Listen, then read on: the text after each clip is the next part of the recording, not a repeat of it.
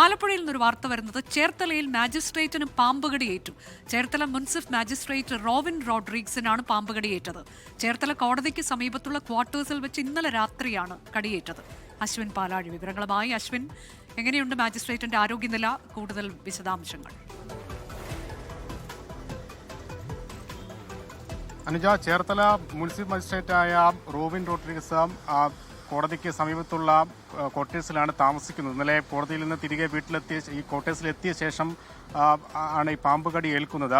അത്ര പാമ്പ് ശല്യമുള്ള പ്രദേശമല്ല എങ്കിലും കഴിഞ്ഞ കുറച്ചുനാൾ മുമ്പ് ഒരു പാമ്പിന്റെ സാന്നിധ്യം ഈ സ്ഥലത്ത് കണ്ടു എന്നുള്ളതാണ് അവിടെയുള്ള ആളുകൾ പറയുന്നത്. ഇന്നലെ രാത്രിയോടുകൂടിയാണ് റോവിൻ റോഡ്രിഗ്സിനെ പാമ്പ് കടിക്കുന്നത്. പിന്നീട് പാമ്പ് കടിയാണ് എന്ന് തിരിച്ചറിഞ്ഞതിന് തൊട്ടു പിന്നാലെ ചേർത്തലയിലെ ആശുപത്രിയിലും അവിടെ നിന്ന് എറണാകുളം ജനറൽ ആശുപത്രിയിലേക്കും അദ്ദേഹത്തെ മാറ്റിയിട്ടുണ്ട്. നിലവിൽ ആരോഗ്യനില തൃപ്തികരമാണ് എന്നുള്ളതാണ് പറയുന്നത്. ഏത് പാമ്പാണ് കടിച്ചത് എന്ന് തിരിച്ചറിയാനായിട്ടില്ല.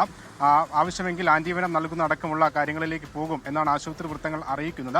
നിലവിൽ ഇപ്പോൾ എറണാകുളം ജനറൽ ആശുപത്രിയിൽ അദ്ദേഹം ചികിത്സയിലാണ്. അനുജ, ചേർത്തലയിലാണ് മുൻസിഫ് മാജിസ്ട്രേറ്റ് റോവിൻ റോഡ്രിഗ്സിന് പാമ്പുകടിയേറ്റത്. ചേർത്തല കോടതിക്ക് സമീപം ക്വാർട്ടേഴ്സിൽ വെച്ച് ഇന്നലെ രാത്രിയാണ് സംഭവം. ഏത് പാമ്പാണ് കടിച്ചതെന്ന് വ്യക്തമായിട്ടില്ല. അദ്ദേഹത്തെ എറണാകുളം ജനറൽ ആശുപത്രിയിൽ പ്രവേശിപ്പിച്ചിട്ടുണ്ട് എന്നതാണ് അശ്വിൻ പാലാഴി അറിയിച്ചത്.